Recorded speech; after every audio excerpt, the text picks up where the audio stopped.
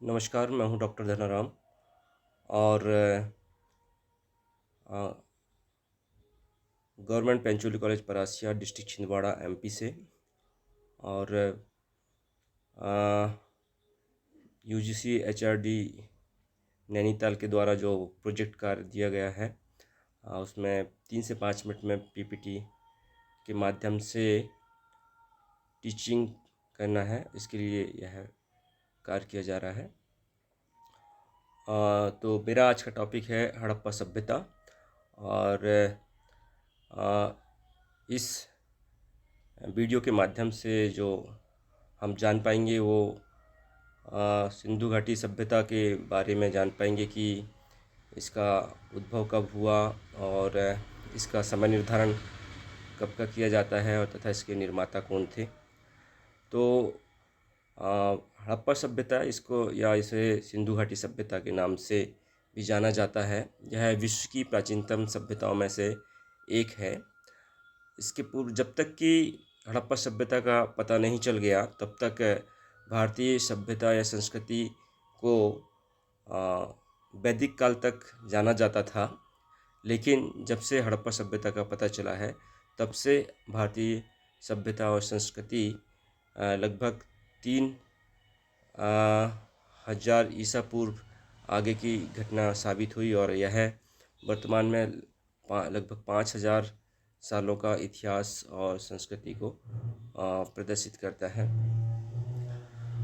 सर्वप्रथम हड़प्पा सभ्यता की जो खोज है वो भारतीय पुरातत्व सर्वेक्षण विभाग के द्वारा की गई। और भारतीय पुरातत्व सर्वेक्षण विभाग के जो जन्मदाता है वो अलेक्जेंडर कनिंघम है। और ये भारत के जो वायसराय थे लॉर्ड कर्जन, उनके समय में की गई थी। सर्वप्रथम जो इसका पुरातात्विक उत्खनन का कार्य किया गया वो भारतीय पुरातत्व सर्वेक्षण विभाग के महानिदेशक जॉन मार्शल के कार्यकाल में किया गया। और ये 1921 में दयाराम साहनी के द्वारा हड़प्पा नामक स्थान खोजा गया। और फिर इसके बाद इसी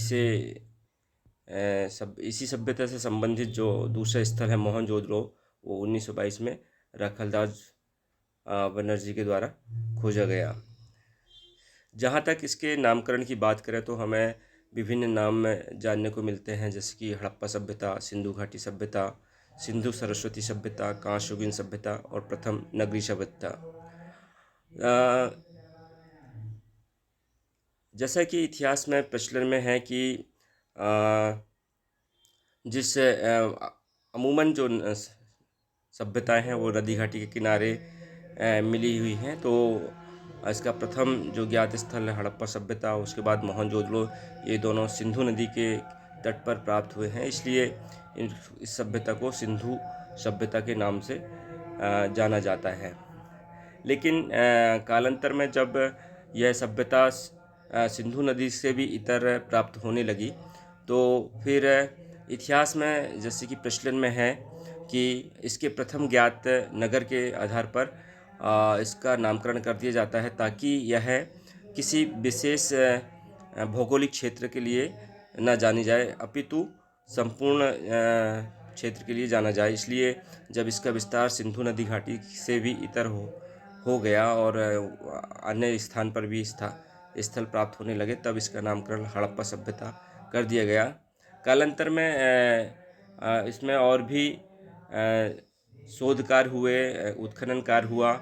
और ये जो सरस्वती नदी है जो कि लुप्त प्राय है, और उस सरस्वती नदी के किनारे भी इसके विभिन्न केंद्र प्राप्त होने लगे। तो अब इसका नाम सिंधु सरस्वती सभ्यता के नाम से जाना जाता है। चूँकि इसके निवासी ने सर्वप्रथम कांस्य का प्रयोग किया था और इसलिए इस सभ्यता को कांस्ययुगीन सभ्यता भी कहा जाता है। और जो भारतीय सभ्यता और संस्कृति का हमें पता चला है उसमें सर्वप्रथम हड़प्पा सभ्यता में ही नगरीय होने का लक्षण मिले हैं या तत्व मिले हैं।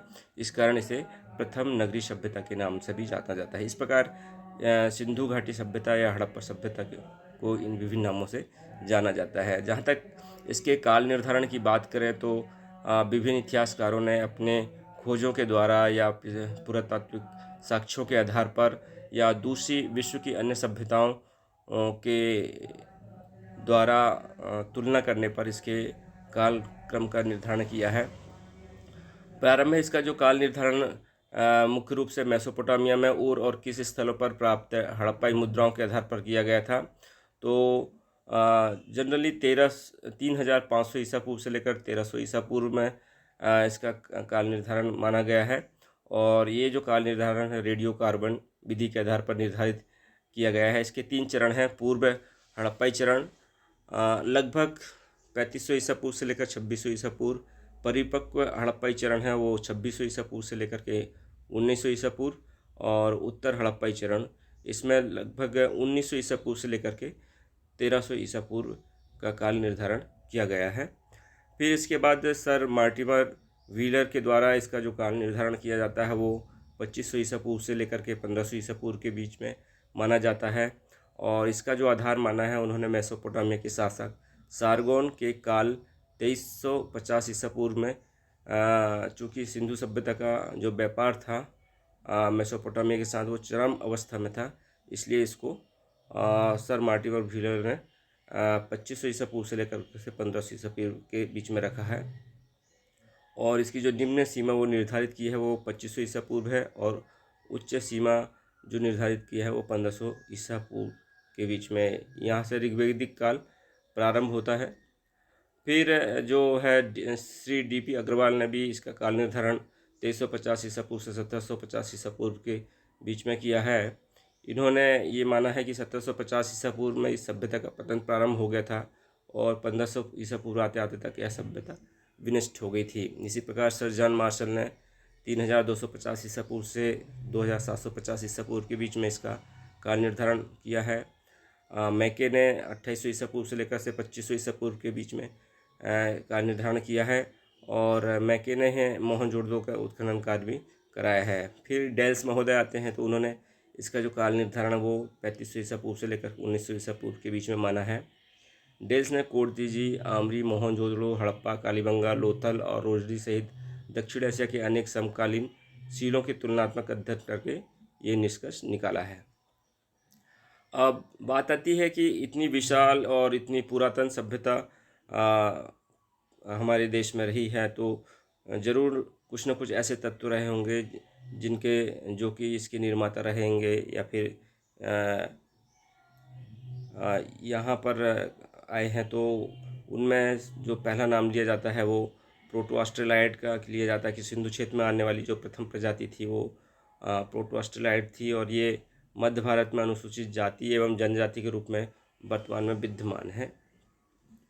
फिर एक जो मत आता है कि भूमध्य सागरीय या मेडिटेरियन वो इसके निर्माता हैं।